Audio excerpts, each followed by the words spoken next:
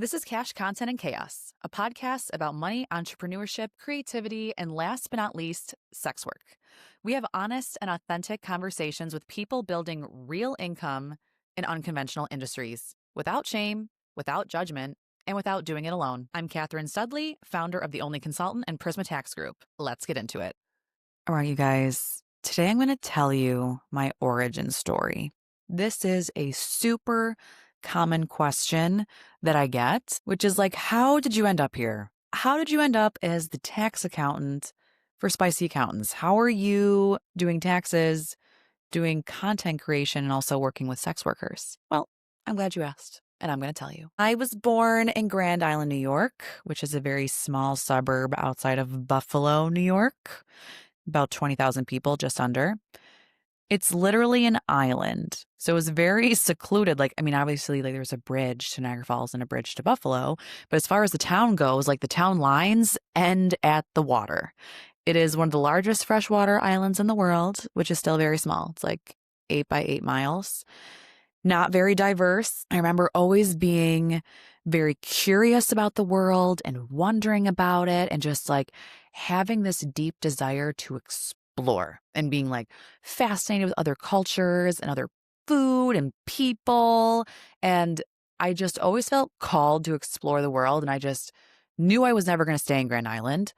And until I was 17, I didn't even know anyone off of Grand Island. I was extremely local, small town girl. I always had a huge personality.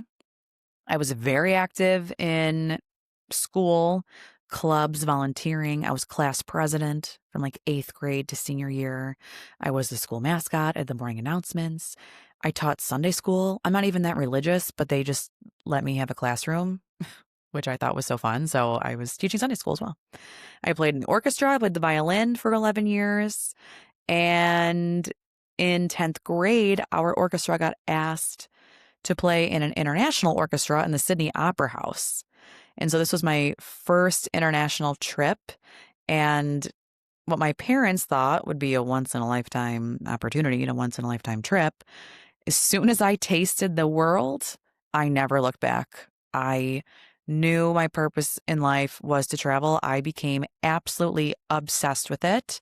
I started working as many jobs as I possibly could in 11th grade: hair salon, ice cream shop, campgrounds, babysitting, the mall, Wegmans. I was waiting tables. I made friends with a foreign exchange student in high school, 7th grade. Shout out to Mirla. And I visited Germany in high school over the summer. And we had the best time ever. She was in a small town. We went all over, went to Cologne, we went to Amsterdam. Honestly, Germany was really never even on my radar, but I fell in love with the culture. I feel like Germany chose me. I didn't choose Germany. It was just kind of something that fell into my lap. So I went a couple times in high school, and then I graduated in 2012, and everyone else went off to college. And my friend's mother, Marila's mother, Benta, sweet woman, offered to host me. I was looking at colleges potentially in Germany, and she said, why don't you just come to Germany and be a high school foreign exchange student, and you can live here for free. Opportunity of a lifetime. I didn't speak German. My friend Marla went to college, and then I moved into her house with her 3 siblings and parents. And I just showed up to German high school, and I was like, Guten Tag, bitches. What's going on? Made a bunch of friends. I learned to appreciate German structure and culture and the rules and doing things for the greater collective good of society. And then I was still traveling all the time. I, had a friend in Nice, France, who was playing football. Friends were studying abroad in Oxford and Rome. Any international trip that I could weasel myself into, I was all over it. So traveled a lot. This brings us to 2013. I came back to the U.S. for the spring semester without a life plan or a direction. I went to Buffalo State College, lived at home. I went undecided for a couple of semesters, just getting the prerequisites out of the way. Then one day I woke up and I panicked because everyone else had a life plan. I was just chilling at a state school. So in a last minute Hail Mary decision, I said, all right, I'll be an accountant. My father is a CPA. I have always known 5 seasons, the fifth, of course, being tax season. It's something I'm just like super familiar with. I know that he was always so busy and people were always asking him questions everywhere we went. So I just knew that being an accountant was relevant, and I knew that it was a good foundation if I wanted to do anything else. So last minute, I enrolled in all these summer classes. 4 summer classes I took. Accounting 1 and 2, calc and stats. Over one summer. It was horrible. It was punishing. I quickly learned I did not love accounting. In fact, I felt like I was being tortured. But whatever. I had to keep going. I wasn't going to change now. I just needed to get a degree and get the hell out of there. So then I transferred to Niagara University in the fall, suffered, cried, depressed, personally victimized by this. So that's why I'm like very empathetic to people who are stressed and overwhelmed about taxes, because I get it. I happen to know how it all works now because I've done my time, but this is like not user friendly. I graduated in 2017, got a first job in a regional dusty accounting firm. Everyone was old. There was no windows. Everything was on paper. People were so old, they were literally working until they passed away. It was run by some guy who I think was in the mafia. So he really didn't care what was going on. And I was having a very bad time. So I switched to a different CPA firm, which is where I actually learned tax and accounting, because now I had the college experience and then I had the experience from that first accounting firm. So this is where like I really got my bearings learning about how things go. Still unhappy. The people were cooler, but I felt like I was stuck inside of an Excel spreadsheet because I was traditionally such a creative person and a people person. I was just like stuck in my cubicle for 10 hours a day. I literally put a sticker on my wall of the cubicle, which was like a sticker of the beach, like pretending that I was somewhere else. And in June of 2019, I hit the reset button on my life and I followed my boyfriend, who I was dating at the time, to Washington, D.C. He got a federal job. So again, I have no plan, but I know that being an accountant is not it. So I decided that I was going to work at a coffee shop as a barista to network. My initial thought was that I was going to get a sales job, like pharmaceutical sales or software sales. So I made very generic business cards that said Katherine Studley, out to live, whatever that means to you within your moral compass. And I started handing it out.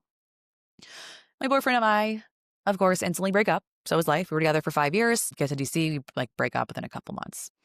So here I am alone in Washington, D.C. with my rabbit in this like random apartment in West Alexandria, Virginia. I'm still working as a barista. I'm like networking a lot with these business cards that I had. And some guy said, "You should come work for my tech company. We're around the corner. We're so close." I go there to interview. It's in a warehouse with no windows. And everyone there has like all this military experience. They're working on like satellites. I have no idea how the world works. They said they needed an accountant. So I take the job. And I knew that they were a government contractor, but after a few months there, I learned that it was actually the CIA. I don't know if I can be saying this, but I am. But yeah, I got recruited by the intelligence community from the coffee shop because they needed accountants to do the tracking on their top secret projects. So I didn't ever know anything top secret. I was just like adjacent. But there was like maybe 50 people in the office and everyone else was like legit a Navy SEAL going to missions all over the world, and I'm doing their spreadsheets. So that was not really what I signed up for. I never thought I was going to work at the government. And then I started to kind of get into DC culture a little bit, and I was dating very interesting people. I ended up in secret meetings in Georgetown and Watergate parties about international mining. I don't know. I was starting to get into some weird stuff. But these intelligence people, listen, they play a lot of mind games. They can be very toxic, but I learned a lot and I was exposed to a lot. Like I'm from Grand Island, New York. Like I'm out here running around with the intelligence community. So I was having a weird time, but a better time. And then the pandemic hit and everything was on pause. I was living alone with my rabbit. My friend's mother in Alexandria passed away from COVID very early. So the pandemic and COVID was very real to me. I thought we were in crisis. I accepted my death, everyone's death. I got real weird. I was like printing out all my travel pictures and putting it on the wall, waiting for Cuomo to talk every day, and super depressed, super scared, couldn't get out of bed. Finally, I was like, all right, listen, I got to get a grip. Like either jump out the window or get a grip. And I went to the coffee shop, everyone's social distancing. So I was having like a across the street conversation with someone. And she said to me in passing, she was like an entrepreneur. She's probably like 50. And she was like, if you look carefully, you can get rich in situations like this. Like in moments of chaos, there is money to be made if you pay attention. That flipped a switch for me. Now I had something to focus on. And I set an intention that I was going to start a business. I don't even know what. I have this random experience. I'm kind of hectic as an individual, but I was super determined. So I just start binge watching entrepreneurial and inspirational content. Gary Vee, Sarah Blakely, Oprah, J-Lo, like as much YouTube content as I could possibly absorb. I was all over it.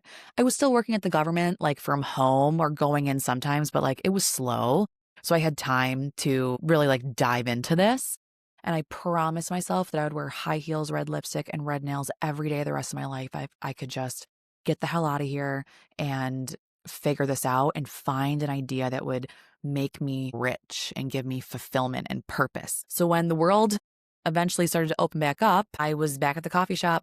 I was still working like sometimes on the weekends and still working full time, but I started to aggressively network. Like you would literally trip over me. I would chase you down the street to give you my card and ask what you were doing.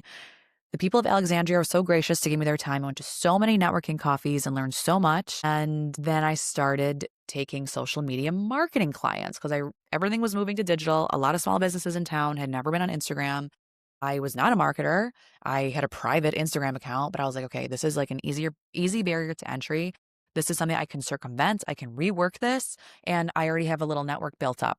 So I'm still working full time. I'm still working at the coffee shop sometimes. Now I'm doing Instagram marketing. My first clients were life coaches, car shops, Navy SEALs, random gigs. I had a friend who was teaching English in Vietnam and got stuck there. She was trapped for like 2 years. So I hired her for $20 an hour and had no money at all.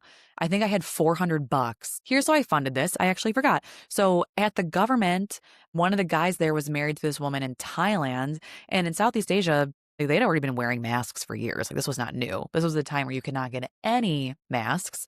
So she sent and made like 500 masks and I would sell them everywhere I was. Like I would just like keep them on me like, hey, like you want a mask? It's like negotiating with people, had kids masks. So I probably made like $500 off the masks. Like it was definitely cringy, but I got my money. And that's how I initially started paying my first contractor, which was my friend in Vietnam. Built an agency, I guess you could say. I'm saying this in quotes, agency. Probably made 25 grand the first year, had 7 clients. We're moving along though. For someone who just like came up with an idea, I was pretty satisfied with myself. And I was on social media every day. And that is when, everyone, drum roll please, I heard about OnlyFans, probably like July of 2020. And I was like, what the hell is this? I'm seeing it everywhere. Call my friend in Buffalo who I knew had a page. She's like, yo, we made $10,000 this month. I said, excuse me? I'll never forget where I was. I was parked at the gym parking lot and I said, oh, you can write off your lingerie, right? She said, what? I said, bitch, what? Schedule C tax returns are my specialty. This is all I worked at when I was at the CPA firms. And like, ding, ding, ding, ding, ding, ding, ding, ding, ding. My mind is like moving 1,000 miles an hour. I'm like, okay, everyone's about to need tax help. They're about to get issued the first 1099 of their life. If I can have a service that meets them in time for tax season, I can be a first mover in this space. I knew it was going to be something. However, I did not know that it was sex work. I didn't know what sex work was. I had no idea. I had been to a strip club one time, ironically on tax day. But I was like, all right, this is my new mission. So I'm now doing even more, right? Now I'm still at the coffee shop one day a week, working full time at the government, doing my social media marketing. Now I'm like, I'm starting a tax firm for hot girls. One morning before I was working my full-time job, this might be TMI, but we're friends, right? I maybe took a couple puffs of Mary Jane. I'm 420 friendly. It was a weird time. Took a couple puffs, scrambling eggs, and the idea struck me like lightning. I can see it vividly. The idea I had been praying for was right here. The only consultant. I started the Instagram and I like dropped my phone and I stared at it and I was like sweating and I was like, oh my God, this is my $1 million idea. This is going to change my life. I went with the word consultant and not an accountant because I remember when I was doing taxes, consultants would always make the most money. And it was kind of vague what they were doing, but they were doing like everything and they were making so much money. And I already know I don't want to be an accountant. That's not my life's work. I know how taxes work. I know how accounting works, but I want to be a consultant because that means long term I can do more things. Initially, I wrote an ebook. I hired a CPA friend to write a memo. I put it in Canva. I sold it as an ebook. But then people started asking me to actually do their taxes. And then another friend I had from high school who was in Miami at the time and had a page started sending me clients. And around this time, the government pissed me off, offended me. This is a whole other story. But I wrote a letter and I said, Dear CIA, you are dysfunctional and inappropriate, and I quit. And I quit on the spot with, again, no money, no plan. Here I am. Now I got a lot going on and also nothing going on. So I called some accountants who I knew in Buffalo and I was white labeling their work. So they would charge me, I would consult with the clients, and then the clients would pay me and I'd make the money in the middle. I have like 25 clients doing that. And I got my ass handed to me. I learned a lot and I instantly got press. I had my like little TikTok, little Instagram, and like Business Insider found me, the Hustle newsletter. So I really knew I was onto something. But now some people were starting to catch on to what OnlyFans was. It wasn't mainstream how it is today. Like there wasn't like social media bans on it yet. Like you could still speak freely. So my social media was taking off. And then I quickly scaled the next year to 100 clients. I like 4x what I had done. And then I hired more CPAs.